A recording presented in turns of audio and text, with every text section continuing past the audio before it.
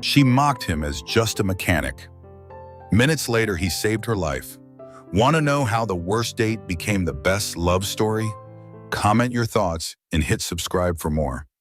The cafe in downtown Chicago glowed with warm chandeliers and marble floors polished to a mirror shine.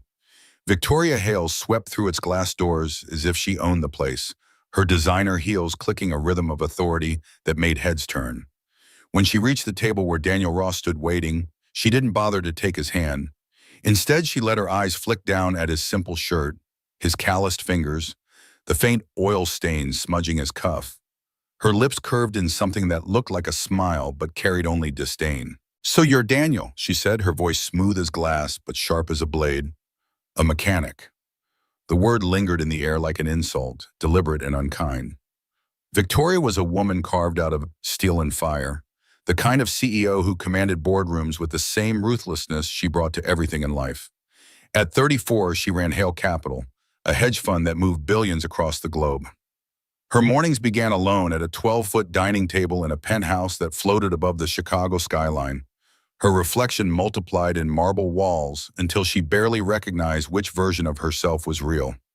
She'd once stood in a cathedral, wearing a gown that cost more than some people's homes, waiting for a groom who chose betrayal over vows.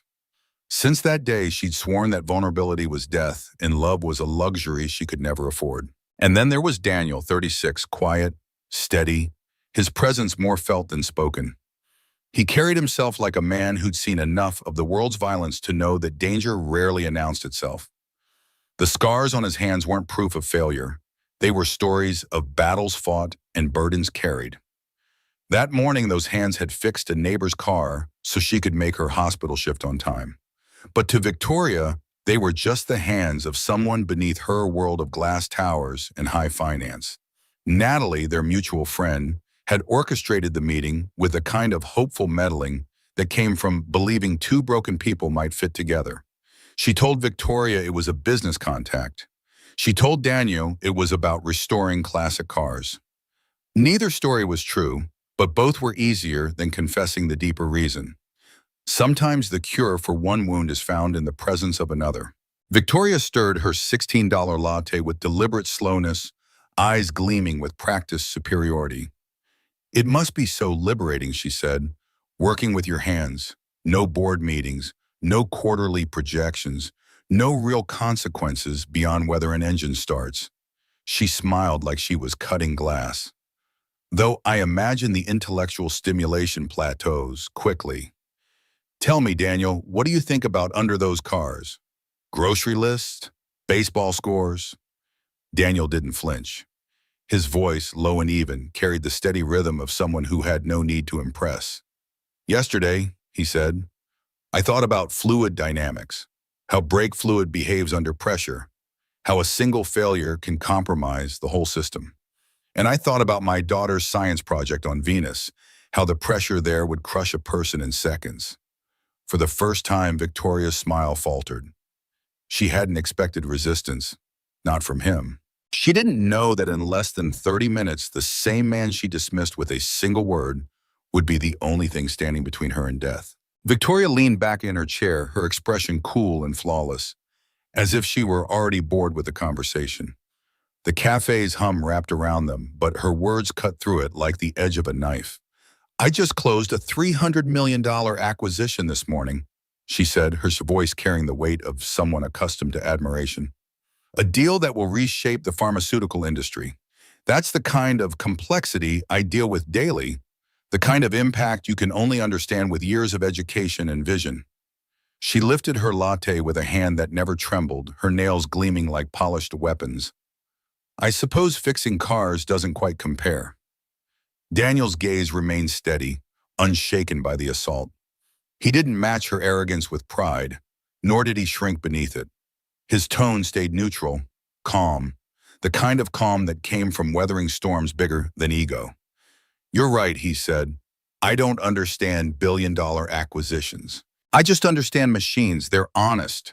When something's broken, you can see it, you fix it, you make it work again, no pretending. No one left destroyed for the sake of margins." The words landed between them with quiet force.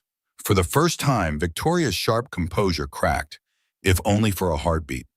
She masked it quickly with a laugh, light and dismissive, the kind that usually ended conversations. But Daniel didn't look away.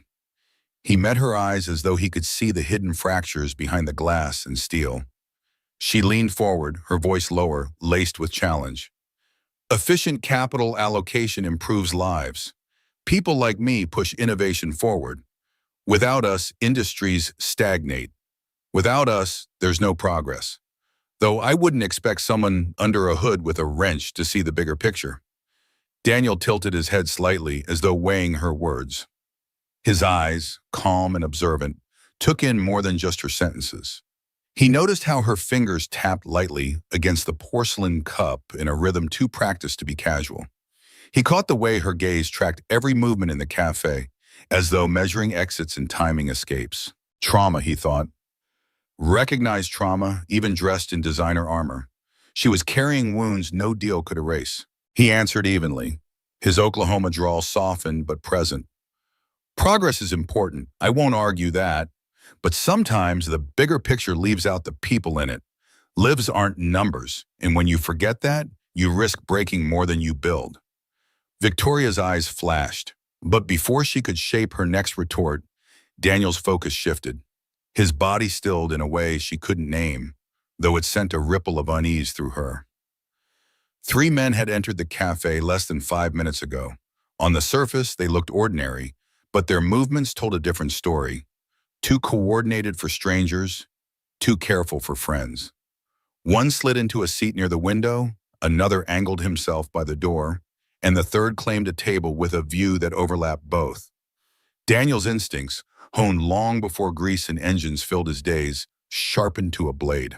He noted the way one man's hand brushed his ribs more often than necessary, the way another scanned the room but never touched his coffee. Fields of fire, he thought, not random at all. His breathing slowed, the rhythm familiar. Calculate distance, 8 feet to the nearest cover, 15 to the exit. Inventory weapons, ceramic plates, glass pitchers, the tactical pen still clipped to his pocket out of habit. Victoria, oblivious, kept her eyes on him, mistaking his silence for defeat. That's the difference between us, Daniel, she said, her tone dripping with triumph. You fix what's already broken. I make sure the world keeps moving forward. But Daniel wasn't listening to her anymore. His attention was locked on the quiet storm building at the edges of the cafe, the danger creeping closer with every passing second. The shift happened so quickly that most of the cafe never realized the moment their quiet morning was shattered. A young waitress, her tray stacked with cappuccinos and croissants, moved between the tables. Maybe she caught the edge of a bag, maybe her shoes slipped on polished marble. Whatever it was, the tray tipped, porcelain shattered, and steaming coffee spilled like blood across the floor. The sudden crash snapped every head toward her, but Daniel's eyes were already on the man by the window. His jacket flew open in the commotion, and the Glock on his hip gleamed under the lights, black and unmistakable. Daniel didn't think. His hand shot across the table, seizing Victoria's wrist. In one smooth motion, he yanked her down to the floor, his body covering hers as designer heels skittered away across the marble. The impact stole her breath, shock locking her body in place. A second ago, she'd been preparing her next cutting remark. Now her world narrowed to the weight of his chest pressing her down and the sound of 3 weapons drawn in unison. Everyone on the ground, nobody moves! The command cracked through the cafe, young but fraying at the edges with adrenaline. Chairs scraped, plates shattered, and terrified cries filled the air. The 3 men spread out exactly as Daniel had predicted, fields of fire overlapping, desperation written into every jerky movement. Victoria froze, her mind, so sharp in boardrooms, so quick with numbers and strategies, simply stopped. The muzzle of a gun swept across the room, impossibly large, impossibly real. All she could think of was being 7 years old again, hiding in her closet while her parents screamed downstairs, helpless, small, breakable. Daniel's voice cut through the panic, low and steady, a rhythm to cling to. Stay down, don't look at them, don't be memorable. His words were clipped, ordered, forged in places where hesitation killed. His body positioned itself between her and the chaos, a human shield she hadn't asked for and didn't deserve. Her breath came fast and shallow, panic clawing at her chest until his hand found hers on the cold marble. "In for four," he whispered, barely louder than the scrape of a chair. "Hold for four, out for four. Match me now." She focused on him because it was all she could do. His breathing was steady, controlled, his chest rising and falling like a metronome pressed against her shoulder. She tried to follow, in, hold, out, slowly. The dizziness eased, the frantic edge softened, and for the first time since the guns appeared, she felt like she might survive the next heartbeat. Above them, one of the gunmen yanked an elderly woman's purse so hard she fell to the floor with a cry.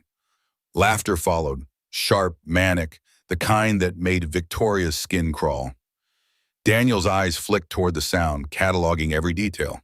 Track marks on the man's forearm, pupils contracted, an addict, unpredictable, but slower to react, vulnerable. Victoria clutched the marble floor, nails biting against the cold stone, as Daniel's other hand brushed the water pitcher that had rolled off a nearby table. He tested its weight like it was second nature, as if every object around him could be turned into a weapon. There was no panic in his movements, no hesitation, only calculation, precise and terrifyingly calm. And then she understood. This was not the simple mechanic she thought she'd been mocking minutes ago.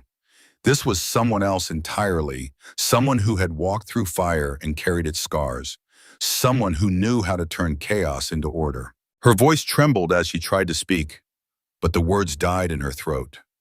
Daniel didn't look at her. His gaze was locked on the attic, closing in, his body already coiled to strike. "Stay with me," he whispered, the calm before a storm, and for the first time in years, Victoria obeyed without question. The chaos sharpened into something far more dangerous when the leader seized a child, a girl no older than 5, her pigtails trembling as her small body shook with sobs, yanked from her mother's arms. The muzzle of a gun pressed against her temple as the mother screamed, begging, powerless. The cafe seemed to shrink, every sound amplified. The girl's wailing, the desperate gasps, the metallic click of a safety being flicked off. "Come out!" the leader barked, his voice cracking with adrenaline. "Come out, or she dies! 5 seconds!" His words rattled the air like a countdown to oblivion. Victoria's nails dug into the marble beneath her. Her mind, brilliant enough to dismantle billion-dollar companies, went utterly blank. All she could see was that child's tear-streaked face. All she could hear was the pounding of her own heart. But Daniel moved with a terrifying calm, his jaw tightened, his eyes narrowing with focus. In that instant, the world shifted for him. This wasn't a cafe anymore. This was combat. This was math. A father calculating the impossible. Save one, save many, risk everything. "Wait!" Daniel's voice cut through the room, controlled, commanding. He stepped into view with his hands raised, the water pitcher abandoned behind him. Slowly, deliberately, he slid the pistol he had taken from the downed gunman across the counter, letting it clatter on the tile where everyone could see. He made himself vulnerable, the target, the bargaining chip. "Let her go," he said, voice steady as steel. "You want me? I'm right here." The leader's hand trembled slightly on the gun. Up close, Daniel saw the truth behind his rage. He was too young, barely into his 20s, exhaustion etched deep into his eyes. His name came sharp and desperate from one of the other men. "Tommy, just shoot him. We don't have time." Daniel seized on it. "Tommy," he said quietly, almost gently, as though the two of them were the only people in the room. "I know what it feels like. I've got a daughter too. Her name's Emma. She's 7, loves dinosaurs, pancakes, and soccer. And I'd do anything, anything to protect her. I know that kind of fear. I live with it every day." Tommy blinked, his grip faltering just enough for the girl's sobs to pierce the wall of adrenaline around him.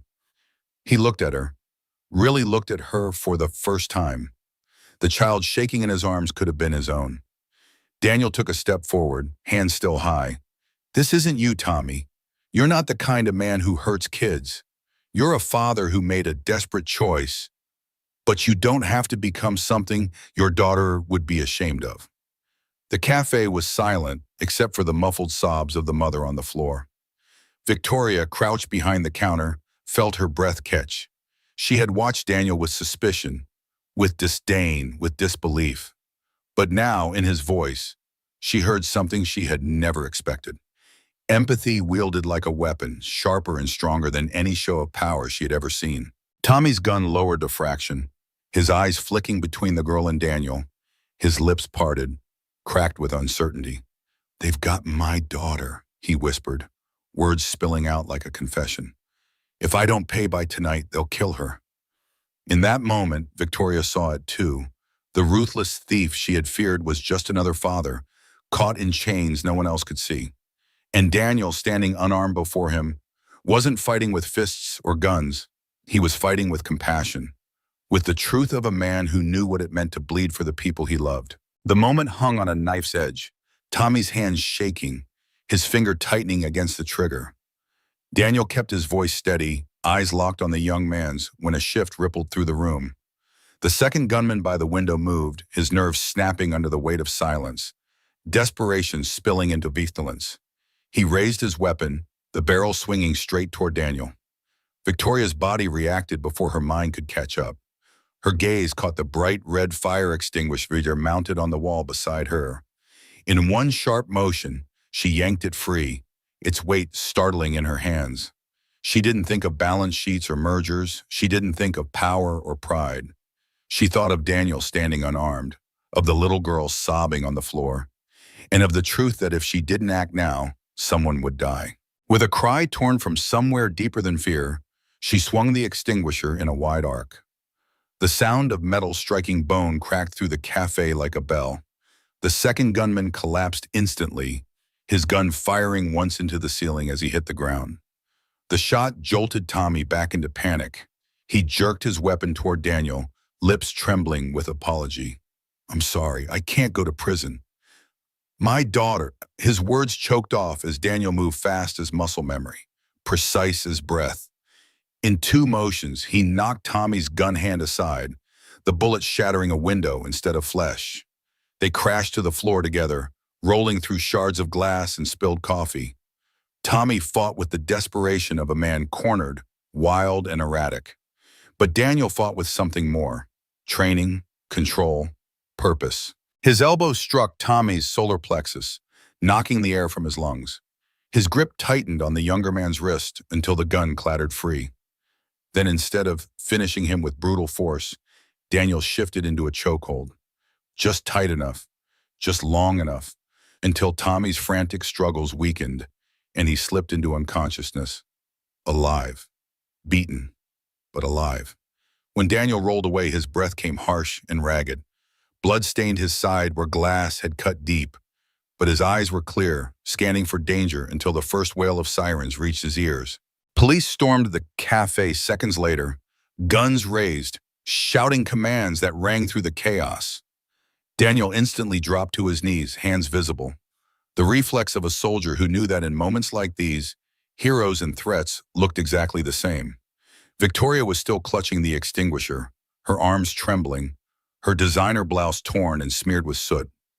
She looked at him, this man she had mocked as small, ordinary beneath her, and saw him differently. Not just a fighter, but someone who chose restraint when vengeance would have been easier. A man whose scars carried both violence and mercy. As paramedics pushed through the crowd, Daniel tried to wave them off, but the blood soaking through his shirt betrayed him. His face had gone pale, adrenaline no longer masking the pain. "My daughter," he rasped, the words more urgent than the wound. "Emma, school gets out at 3. I need to." Victoria stepped forward without hesitation, surprising even herself. "I'll handle it," she said firmly, her voice steady for the first time since the guns appeared. "Tell me where, tell me who to call. Let me do this." Daniel's eyes searched hers, confusion mingling with exhaustion. This was the same woman who had looked down on him less than an hour ago, the same woman who had sliced him with words sharper than knives. But now, standing above him with the extinguisher still in her hands, she wasn't untouchable or cold. She was raw, fierce, and, for the first time, on his side. That night, Victoria stood in her penthouse 40 floors above the city. The lights of Chicago stretched beneath her like a constellation she no longer recognized. The skyline, once her trophy and fortress, looked cold, almost mocking.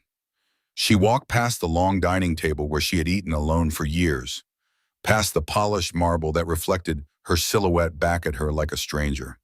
It struck her with the force of truth.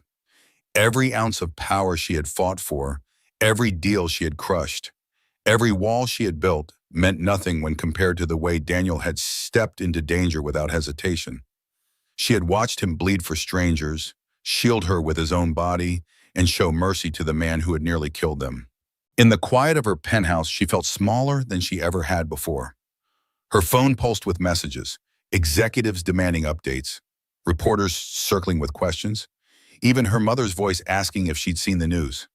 She silenced them all. The noise of her world felt meaningless now, background static compared to the memory of Daniel's voice, steady in the chaos, telling her how to breathe. By the time she reached the hospital, it was nearly midnight. The corridor smelled faintly of antiseptic and coffee that had been burning too long on a hot plate. Paramedics had stitched and bandaged Daniel, though the deep gash along his ribs had taken more out of him than he admitted. He sat propped against a pillow, pale but stubborn, eyes sharp even through exhaustion. Beside his bed was a little girl with his eyes, Emma, small, with dark hair tied back loosely, her sneakers scuffed from playground battles. She clutched a notebook against her chest and leaned over the bed, asking questions with a seriousness far beyond her years. Does it hurt when you breathe? Dad, is the medicine strong enough? Did you scare the bad men away? Daniel's face softened in a way Victoria hadn't thought possible. The hard edges of a soldier melted into something entirely different. He brushed Emma's hair back with gentle fingers, his voice low, steady, almost playful. I'm fine, Bug. Just a scratch. And yeah, the bad men are gone. You're safe. Victoria stood in the doorway, caught between stepping forward and slipping back into the shadows. She had seen him throw himself into violence with precision that rivaled a storm, but now, watching him become nothing more than a father, soft, patient, tender, made her chest ache in a way she couldn't name. Emma noticed her first, wide eyes blinking at the stranger in expensive heels, then turning to her father. Daddy, she said seriously, tugging at his hand, is that the princess lady? Daniel let out a quiet groan, a trace of color rising in his pale cheeks. Emma, he murmured. But the girl pressed on. You said you were meeting a princess today, someone who lived in a tower and didn't come down. Victoria's throat tightened.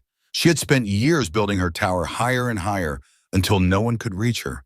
And now this little girl had seen through all of it in seconds. Daniel tried to cover the moment, but Emma shook her head firmly. You also said she was sad, that sometimes people build towers so high they forget how to climb down. Silence filled the room. Victoria swallowed hard, the truth landing heavier than any insult she had ever received. For the first time in 3 years, she didn't have an answer. She only had the image of Daniel's scarred hand holding his daughter's, and the dawning realization that courage wasn't found in conquering skyscrapers or hostile takeovers. It was found here in the quiet strength of a man willing to bleed for others and in the gentle way he reminded his little girl that the world could still be safe. The next morning broke gray and uncertain, the kind of sky that seemed undecided between rain and light. Victoria hadn't slept. She had replayed every moment of the cafe, every cruel word she had spoken before the guns appeared. Every second Daniel had stood between her and death. By the time she dressed, her closet of armor, silk blouses, tailored suits, heels sharpened like weapons, felt unbearable. Instead, she chose jeans and a soft sweater, clothes she had nearly forgotten she owned. She carried a paper bag from a bookstore tucked under one arm and a cardboard tray with 2 coffees balanced carefully in her hands. She found them at a small park on the edge of the neighborhood Daniel had mentioned. The swings squeaked gently in the wind. Emma pumped her legs high, her hair flying behind her like a banner, while Daniel sat stiffly on a bench, his side still bandaged, his movements careful, even in pain. His eyes tracked every detail of the space.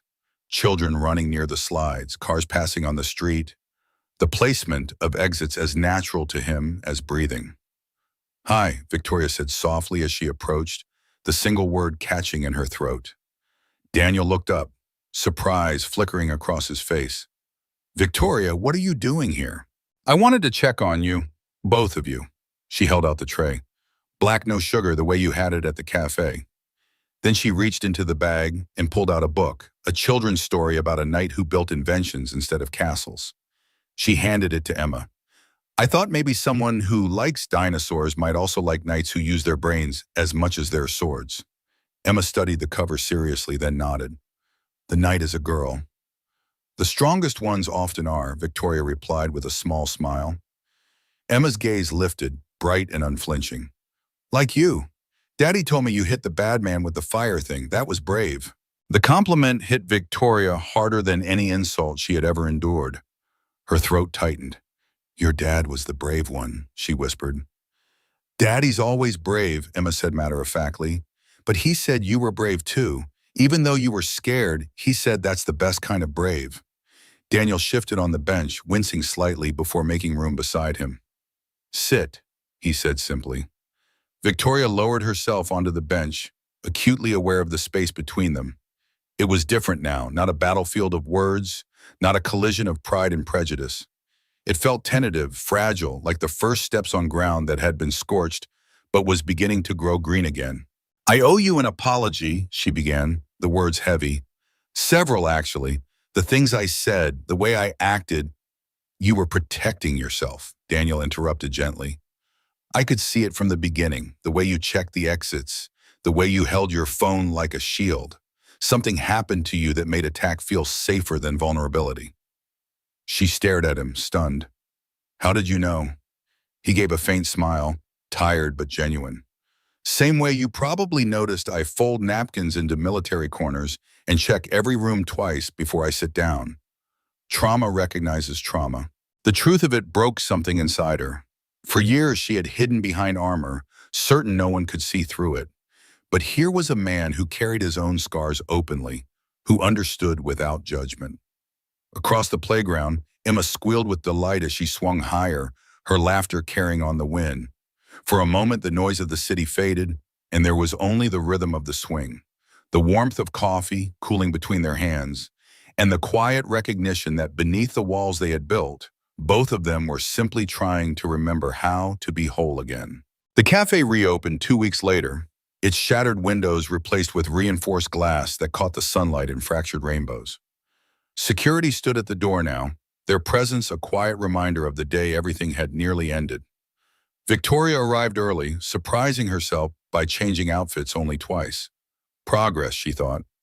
No armor today, just a soft blouse, hair loose, a woman trying to remember what it felt like to be ordinary. Daniel came on time, as she somehow knew he would. He moved carefully, his ribs still healing, but there was no hesitation in the way he extended his hand. This time she took it without pause, feeling the rough calluses she had once mocked, now understanding them as proof of work that mattered, building, fixing, holding a child safe. They sat at the same corner table, him facing the door as always. She didn't argue. Instead, she leaned forward, her voice quiet but steady. I was supposed to get married 3 years ago. I stood in the church, waiting for a man who never came. He emptied our accounts, ran off with his secretary. 200 guests watched me turn from a bride into something harder than stone. I swore no one would ever have the power to humiliate me again. So I built walls, sharp ones. Daniel didn't flinch. He only nodded slowly, his gaze holding hers. I understand. Kandahar did that to me. Third deployment. We lost more men than I could count. I came back with all the pieces of my body intact, but other parts of me did not survive. My wife tried to love me back to who I was before, but that man had died over there. She moved on. I chose to stay with Emma, and I needed a life that meant I'd come home every night. Engines made sense. Machines don't lie. The silence between them wasn't awkward. It was raw, heavy with truths neither had spoken aloud in years. Victoria's fingers traced the rim of her cup, though she hadn't touched the coffee inside. I don't know how to stop being who I became, she admitted. I catch myself striking first, crushing people before they can reach me. It's muscle memory now. Daniel's voice was quiet, almost tender. It takes practice, unlearning what survival taught us. But Emma helps. Kids don't let you stay behind walls. They demand all of you, even the parts you don't want to show. Victoria laughed softly, surprised by the sound. I don't know anything about children. Neither did I, he said with a faint smile. You learn because you have to. Her eyes lifted to his. So where does that leave us, Daniel? He leaned back slightly, thoughtful. It leaves us with honesty. I'm not easy. I check every exit. I wake from nightmares drenched in sweat. Sometimes I disappear into myself and can't find my way back right away. And Emma comes first. Always. Victoria swallowed, then answered just as plainly. I work too much. I've got trust issues that deserve their own zip code. Sometimes I say things that wound without meaning to, and I have no idea how to belong to something instead of controlling it. For a long moment, they held each other's gaze. Then Daniel's mouth curved into the faintest smile. Sounds like we should probably try again. See what happens. Relief, unexpected and almost fragile, bloomed in her chest. Tuesday, she said. Same cafe, and maybe we can both order tea instead of pretending we like coffee. Daniel chuckled, the sound warm despite the scars in his voice. Deal, but I'm still not sitting with my back to the door. Victoria smiled. I wouldn't expect anything else. The weeks that followed were nothing like the world Victoria Hale had once known. Yet they became the most valuable she could remember. Instead of champagne receptions and rooftop galas, her Saturdays were spent on the sidelines of a children's soccer field. Her designer boots traded for rain boots that sank into damp grass. She cheered when Emma kicked the ball, usually in the wrong direction, and laughed with the other parents when the entire team chased it in a clump. For the first time in years, her laughter wasn't rehearsed. It was real, unpolished, and it surprised even her. After games, Daniel would herd them both to a neighborhood pizza place that smelled of grease and garlic. The walls echoed with children's voices, the tables sticky with soda spills, and somehow Victoria felt more at ease there than she ever had at a boardroom dinner. Emma would sit between them, explaining the superiority of T-Rexes with the confidence of a scientist while Victoria helped her open a juice box or sneak an extra slice of pepperoni. Watching Daniel lean back, tired but content, she realized she was beginning to crave this kind of noise, the messy, ordinary noise of family. Evenings took on a rhythm that was foreign but strangely soothing. Some nights they sat at Daniel's kitchen table, Emma coloring while Victoria spread out work documents beside her laptop. Other nights were quieter still, Daniel teaching her how to change oil, his large hands guiding hers, showing her how to listen to an engine the way one might listen to a heartbeat. The smell of grease clung to her blouse, and instead of recoiling, she found comfort in it. In return, she introduced Emma to the magic of numbers, turning piggy banks into lessons on compound interest, making math less about rules and more about discovery. Emma's eyes lit up as coins became stories, and Victoria felt something bloom in her that she thought had died long ago. The change didn't happen in a single moment. It was gradual, like dawn creeping over a skyline. Daniel still had nights where he slipped into silence, haunted by shadows she couldn't reach. Victoria still had sharp edges, moments where her instinct was to strike first, to protect herself with words that cut too deeply. But Emma's laughter, the weight of Daniel's patience, and the fragile trust they were building softened those edges bit by bit. A year after that first disastrous meeting, the three of them stood in front of a small house in the suburbs of Chicago, 3 bedrooms, 2 baths, a yard that needed work, and a garage that made Daniel's eyes light up the way stock markets never could for Victoria. Emma darted through the rooms with the seriousness of a general, insisting her dinosaurs be lined up properly in her new purple bedroom. Boxes cluttered every corner, but the air was filled with something stronger than cardboard and dust. Possibility. That evening, after Emma had finally fallen asleep surrounded by her dinosaurs, Victoria found Daniel on the back porch, staring at the faint stars hidden by city glow. She settled beside him, the night air cool against her skin. For a long moment, they said nothing. There was no need. The silence was no longer empty. It was full of the life they were beginning, the scars they carried, and the fragile, extraordinary truth that ordinary days could be worth more than any empire. Victoria looked at the small house, the cluttered garage, the light spilling from Emma's window. She exhaled slowly, a sound that felt like release. "I think," she said softly, "we finally found something worth building." And Daniel, his hand brushing against hers, answered with a smile that belonged not to a soldier or a mechanic, but to a man who had finally come home. 5 years later, the garage smelled of motor oil and possibility. Sunlight slanted through the open door, dust motes dancing in the air as Daniel bent over an engine, his scarred hands moving with practiced precision. Beside him, Victoria's once manicured fingers were streaked with grease, her silk blouse long ago replaced with a worn t-shirt that carried the same stains of work. At the workbench, Emma leaned over her homework, her brow furrowed as she scribbled equations, her voice lifting casually into the air. "Mom, can you help me with this math problem?" The word caught Victoria every time. Mom. It had begun naturally, without fanfare, 2 years earlier when Emma simply decided that was who she was. No ceremony, no question, just a choice. And now it was part of their rhythm, as natural as the smell of oil in the garage or the sound of laughter echoing from the kitchen. Victoria still ran a Hale Capital, though differently now.